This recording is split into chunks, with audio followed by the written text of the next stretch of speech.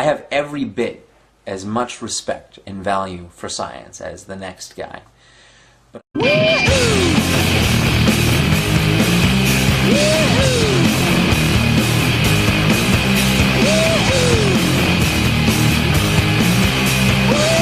often runs across this notion that we, as atheists, have the burden of proof to prove that there is no God. This is not the case, and within the context of metaphysics, God exists is a proposition about reality. There is a reality which we inhabit, and one of the proposed aspects of this reality is that God is a part of it. No God exists is also a proposition about reality. There is a reality which we inhabit, and one of the proposed aspects of this reality is that God is not a part of it. You can affirm this proposition, in which case you would fall under the rubric atheist, or you can offer an alternative. Both of these propositions bear the full weight of the burden of proof because both make a claim about the nature of reality. Atheism isn't the assertion that gods don't exist. Atheists aren't asserting God does not exist. Yeah. Atheism is not the assertion that gods don't exist. It is the rejection of the claim that gods do exist as unsupported. The default position is that existence must be demonstrated. I got my head down when I was young. How might we make a distinction between what we call dreams and what we call reality?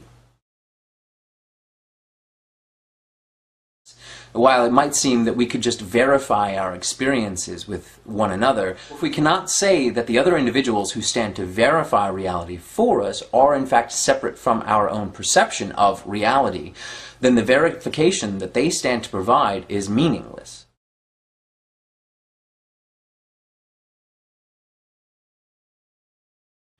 Almost everything we had previously assumed as certain about reality is gone, and the scientific method is completely and utterly castrated. Whatever solutions we're going to find, whatever approaches we're going to take to solving this problem, we're going to have to find and take them on our own. All of the time, but I'm never sure why I make you.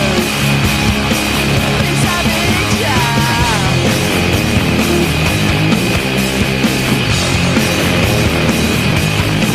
I got my head down when I was young. It's not my problem. It's not my problem. Woo! When I feel heavy metal, woo! And I feel that I need a woo! When I lie and I'm easy all of the time, but I'm never sure why I need you. Please let me down.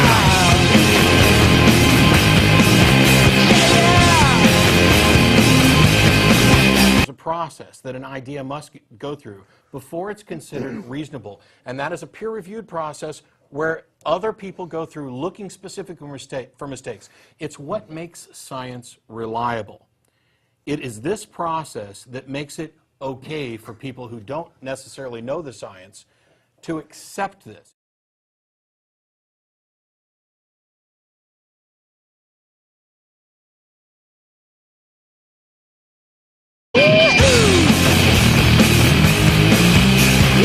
Obviously, if we want to inquire about an external reality, there has to be an external reality. But to say that we have to assume this external reality is to assume that we can't have good reasons for believing that reality exists separate from consciousness.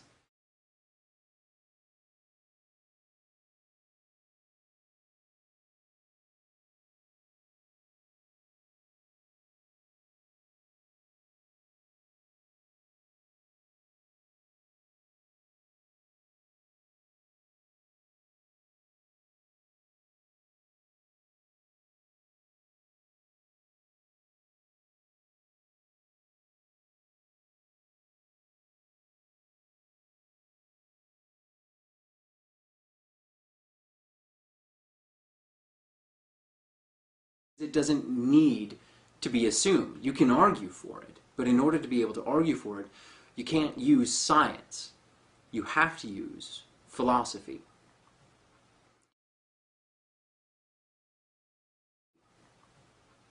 Before I get into some of these arguments, I want to reiterate that one of the primary issues I take with many of my fellow atheists is their position that they will only entertain evidence for the existence of God if it is empirical evidence.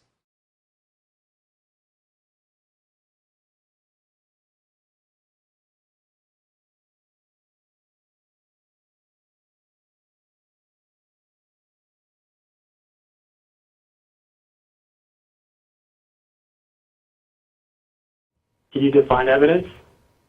It's Wow. it's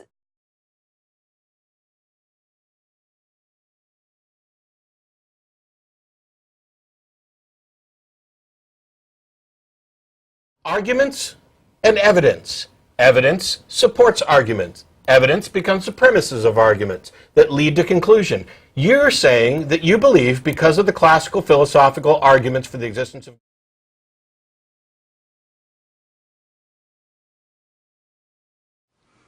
If empiricism is the measure of acceptable evidence, then empiricism can't get off the ground because empiricism cannot justify itself by its own framework.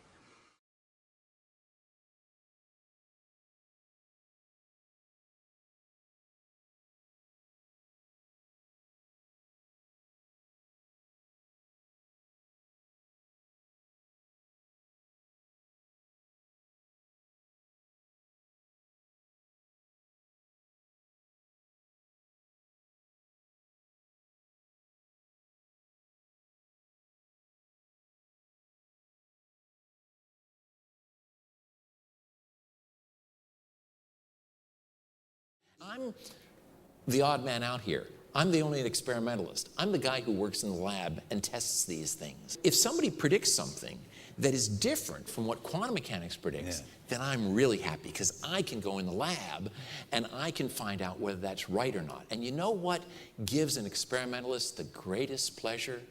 To prove that the theorists are wrong.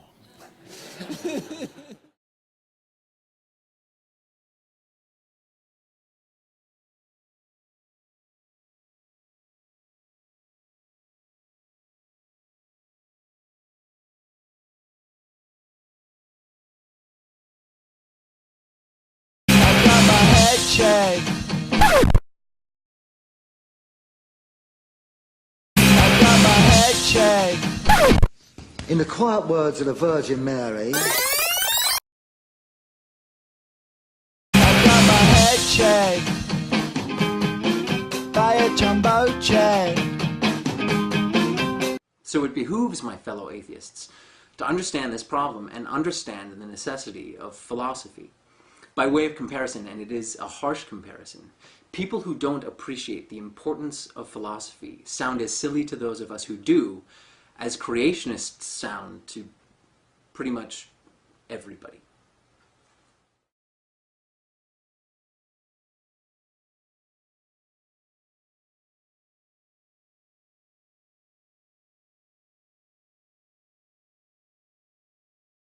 To prove that the theorists are wrong. Yeah.